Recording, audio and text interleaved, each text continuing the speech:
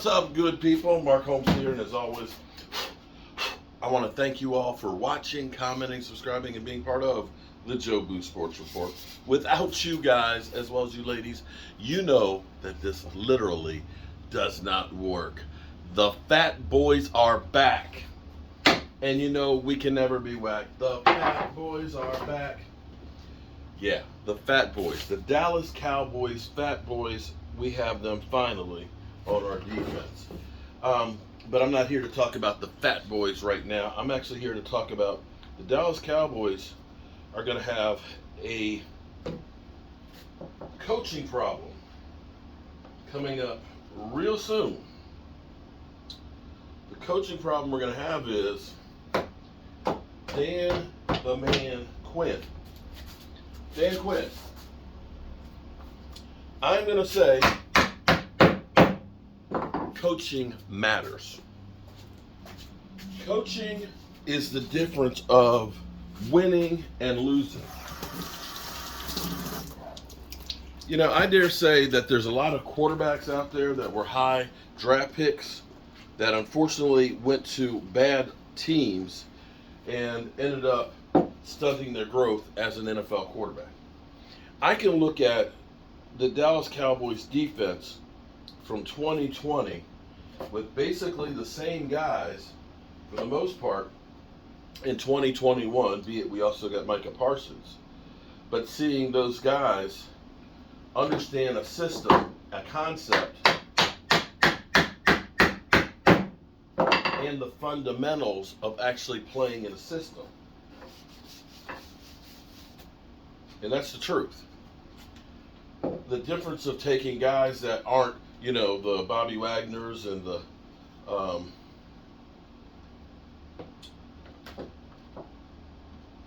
Von Millers and things, these primo guys, and actually taking them,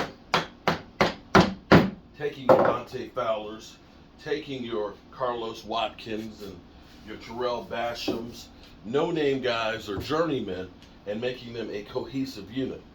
That is Dan Quinn. Dan Quinn, and you guys know how much I love that Super Bowl clip of Dan Quinn when he talks about being fast and physical and fundamentals. Some of the stuff that Dan Quinn is doing isn't rocket science. It's about having guys understand the concept and understanding their assignment and understanding where they're supposed to be and not showboating out there. That's why this defense is working. And teams are going to now look at Dan Quinn differently than what they did after Atlanta blew that lead against New England. Because now you look at this and say, okay, Dan Quinn was the coordinator with that Super Bowl defense, the Legion of Boom. That Legion of Boom, which after he left slowly started to fall apart and was never the same, to taking the Atlanta Falcons and Matty Ice to the Super Bowl and going toe-to-toe with New England, be it they lost. There's no shame in losing to New England because there's a lot of teams that have. And now going to Dallas Cowboys, where the Dallas Cowboys 2 years ago were the worst defense in football. So when you talk about hot candidates, a guy that has head coaching experience, a guy who has Super Bowl experience, Dan Quinn is going to end up being the number one coaching prospect if the Cowboys defense continues on the path that it's going on. He probably could have gotten the job last year off of what he did just the year before, but decided, hang on for a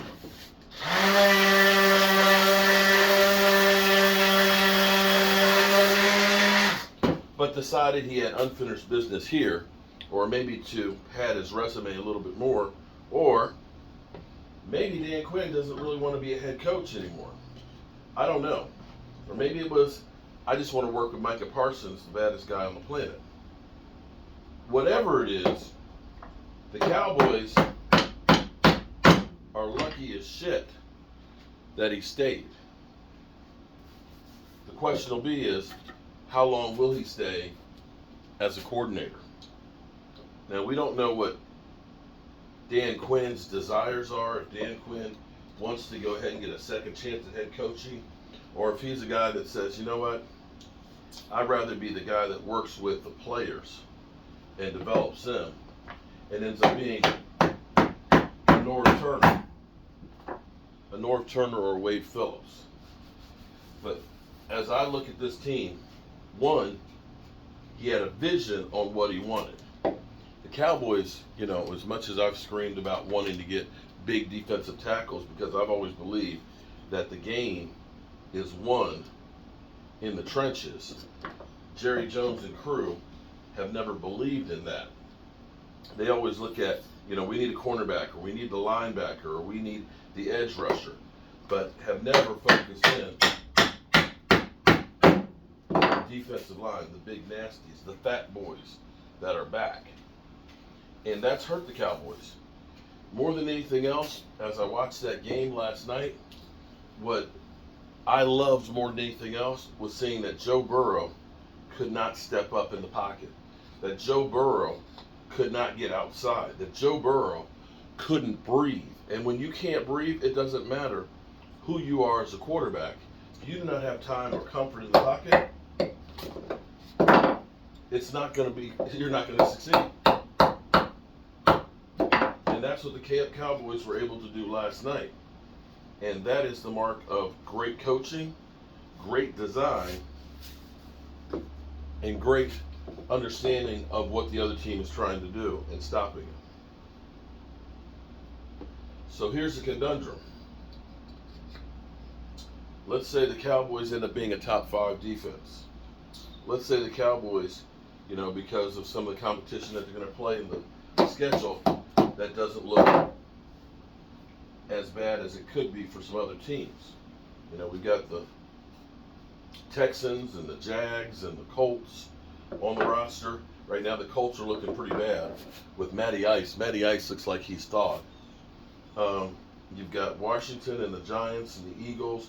You have teams that you should be able to have a chance of beating. And let's say the Cowboys are a playoff team.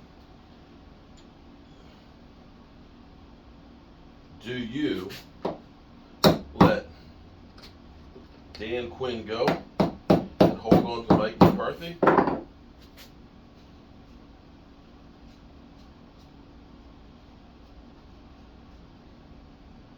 Let me say that again. Do you let Dan Quinn go and hold on to Mike McCarthy? That is the real question right there. I don't know that anybody else is coaching this defense the way that Dan Quinn is. And the other question is would Dan Quinn be as an effective head coach for these guys? Now, I can say that right now, this defense and players, they'd run through a brick wall for Dan Quinn. And I think that could translate to the other players. The way it would work would be Dan Quinn became the head coach, is he'd need an offensive genius to run the offense, and he'd take care of the defense. I don't know, but what a difference a week makes in being in Cowboy land. From last week, the season's over, to now, thinking that there's a chance. I'd like to know, how are you feeling about the Cowboys' prospects? Was it Cooper Rush is a decent quarterback? Was it that Cooper Rush, there's not a book out for him? Was it a better called game and the team rose up?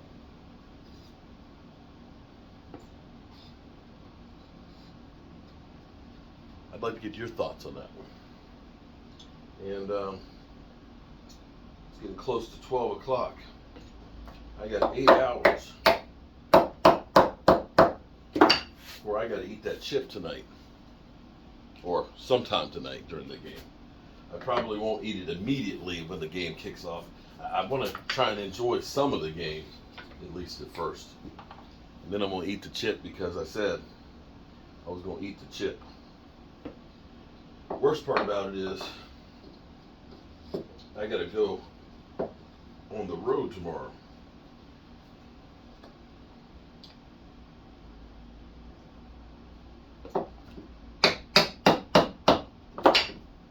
So there's that. Whew. Well, you know what I love here? I'm rambling on now, so forgive me, but I love doing this stuff. I love what I do. Fixing homes, make great homes for people, making pieces like this in the workshop that you guys get is a lot of satisfaction. I work pretty much 7 days a week. Every day I'm out here working on this, or I'm doing live streams or something. But they say if you enjoy what you do, you never work a day in your life.